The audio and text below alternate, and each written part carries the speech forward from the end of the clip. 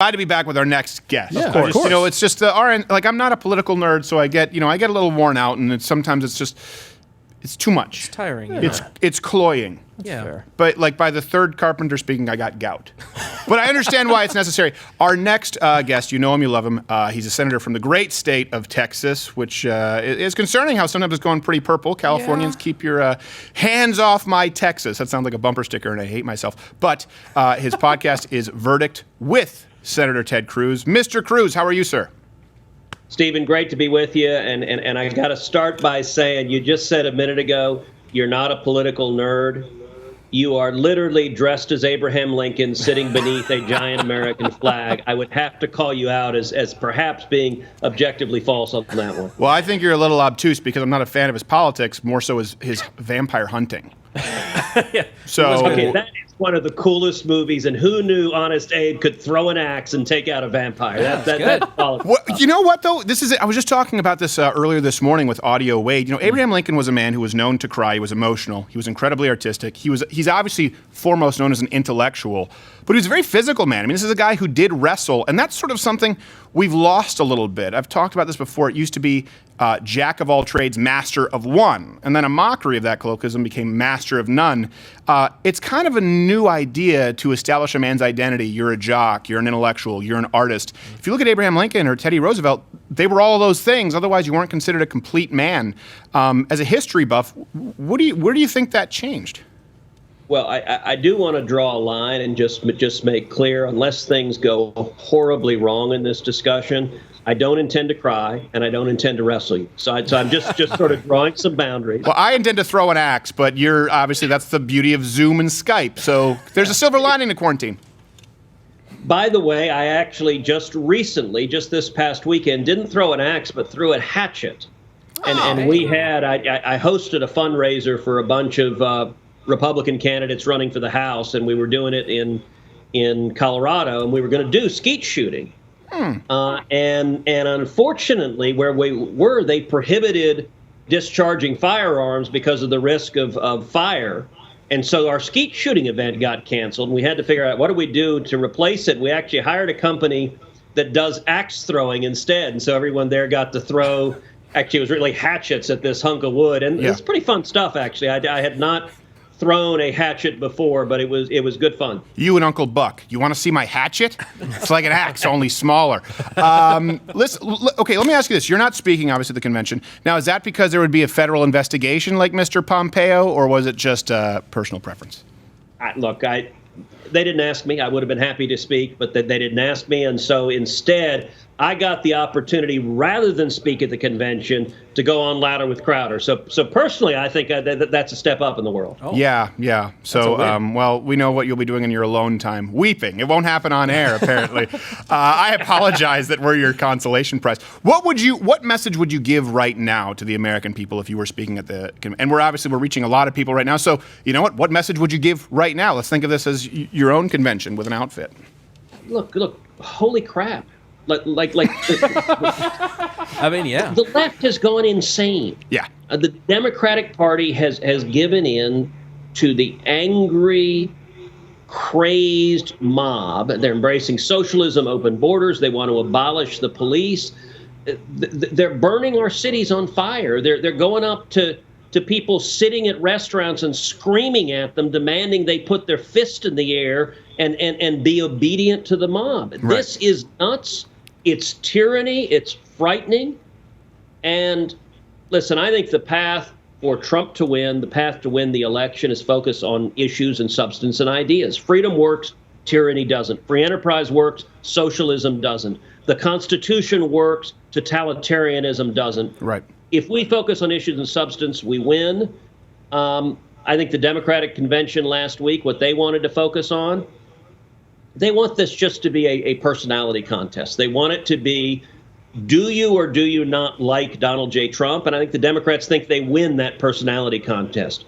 Yeah. I don't really care who wins that personality contest. I do care about keeping this a free country. And I think if the mob prevails, our freedom of speech, our religious liberty, our basic rights are at real risk. Well, you know what? I hate to call you to the mat on behalf of all Republicans, but I will say this as a conservative. The mob has won, Senator Cruz. A lot of people out there feel this way. Listen, when people cannot eat, when you have to put your hand up in a fist in solidarity at basically the threat of, basically coercion, right? Being intimidated to do so. If you cannot go out and refuse to take part in what has become a riot, $1 billion in damage, we're talking about over 19 people killed, 14,000 arrests, 900 officer casualties.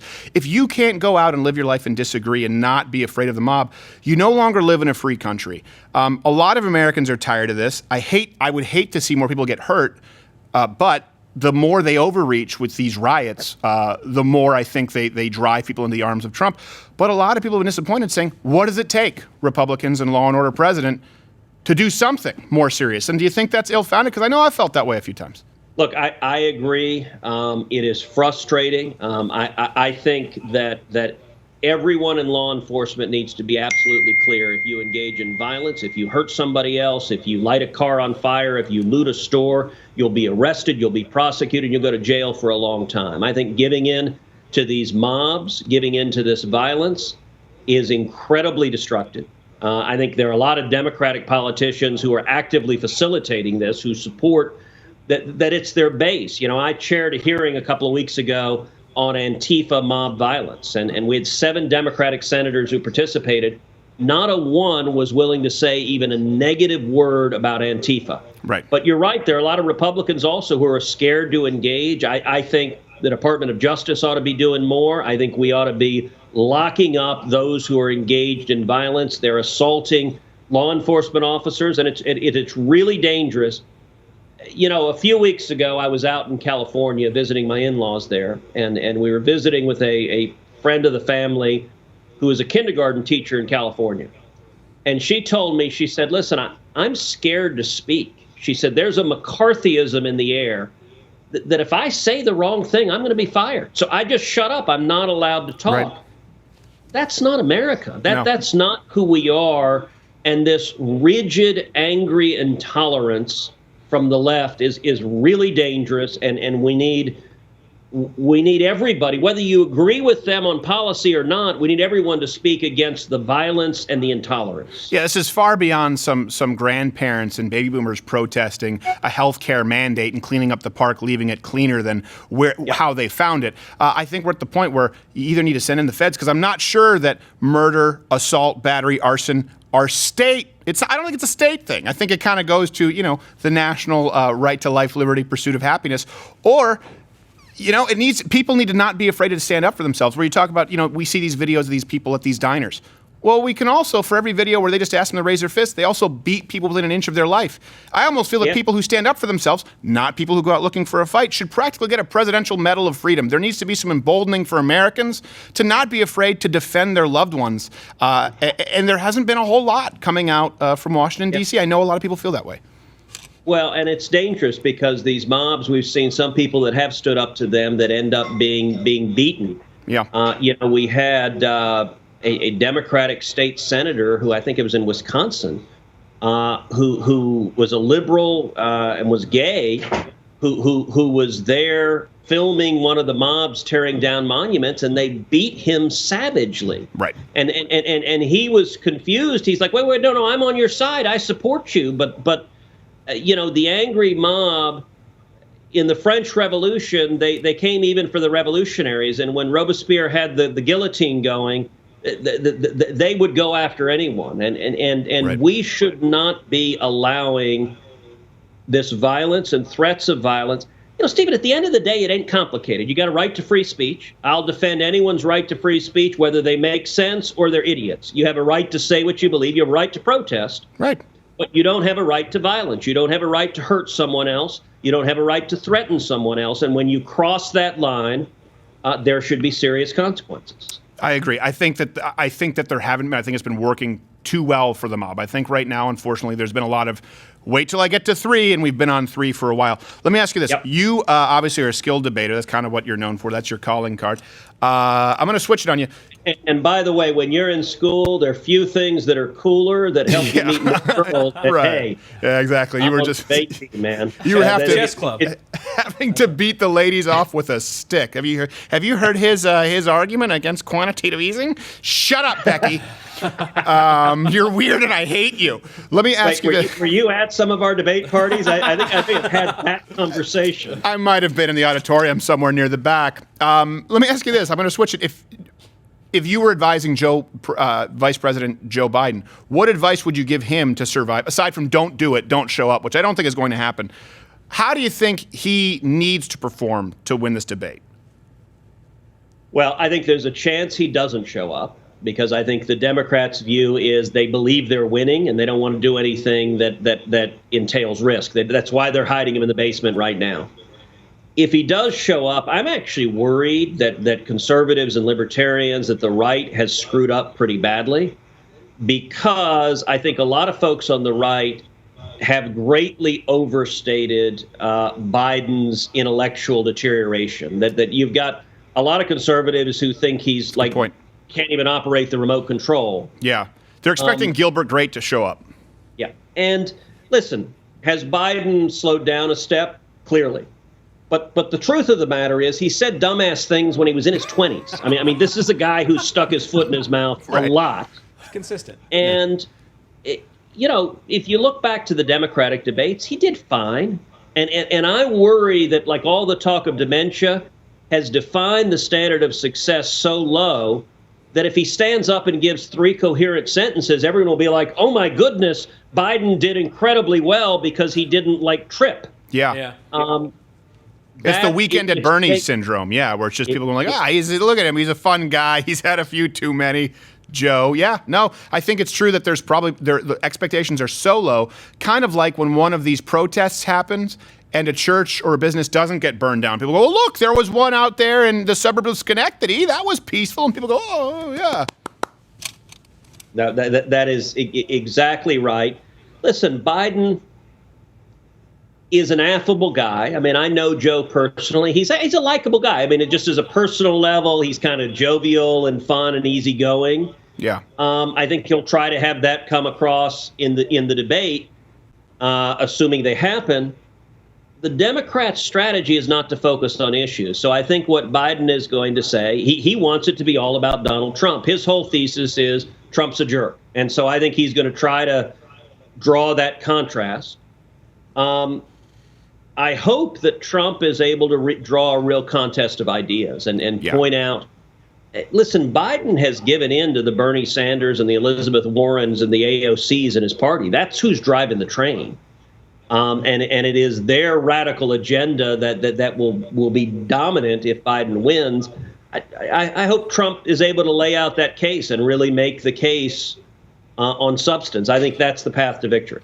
Yeah, I do think that's a path to victory. I also think criminal justice reform. I was watching CNN in the coverage, and even Van Jones had to say, President Donald Trump's been really good on this, but I just feel like it's being politicized that he did this in a televised way. I think it's one of those issues where it's so important to particularly a lot of black Democrats. They have to acknowledge that Donald Trump has probably been the most proactive president when it comes to that, and they don't really have a leg to stand on as far as arguing something back. And it is something that shouldn't really be political because we all agree. All right, Senator Ted Cruz. And Stephen, I'll tell you on that point, I was actually with Van Jones in the Oval Office when President Trump signed the First Step Act. And it was true, 8 years of Obama-Biden, they didn't do anything. Right. On criminal justice, and Trump was able to bring together Republicans and Democrats, and my view is that it made sense to lessen mandatory minimum sentences for nonviolent offenders. I think there were too many nonviolent drug offenders facing long prison sentences, and that had gotten too far in that direction. But where I drew the hard line is I draw a big difference between nonviolent and violent offenders. If you hurt someone, if you are a murderer, if you're a rapist, if you engage in violent assault, we shouldn't be letting you out of jail early. And so I pressed hard to have that be the line between violent, nonviolent. But it was striking, though, to see Van Jones and see other liberals there in the Oval Office because we saw real results in a way that Obama and Biden never were able to produce. And not only that, but we're at a very rare intersect in history where you have Joe Biden and Kamala Harris, who probably have one of the worst records on criminal justice reform. Take away the skin color argument. And you just have to go, whoa, hold on a second. If people are talking about having fairer prison sentences and trying to fix whatever version of systemic racism people think there is, and that's because a lot of people are disproportionately jailed for nonviolent drug offenses who are people of color, they committed those crimes, but we don't think that the punishment matches the crime. Kamala Harris and Joe Biden pushed for more of that. So that's what I would, if I were trying to gain the middle there, that's what I would speak to. Senator Ted Cruz, great points as always. The show is it The Verdict, or am I thinking of the Paul Newman film? It's Verdict with Ted Cruz. It's Verdict with Ted Cruz. You can go to verdictpodcast.com and follow it, like it. We're on podcast on YouTube. You know how to do all the thingies. What are they supposed to do that you ask them to do for your show? There are so many. If they're on YouTube, they can subscribe, and on Apple Podcasts, they can give over their data and expect the feds to show up and take their guns.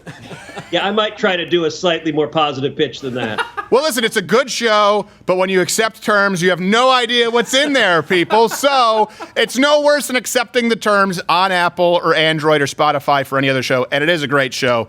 Senator Ted Cruz, Verdict is the podcast. I appreciate you being here, brother. I know you're a busy man. We got to go back to the rest of this convention. Thank you, Stephen, my friend. And my final bit of advice is stay out of theaters in Washington. Well, 7 years ago, too late you are, Senator Cruz.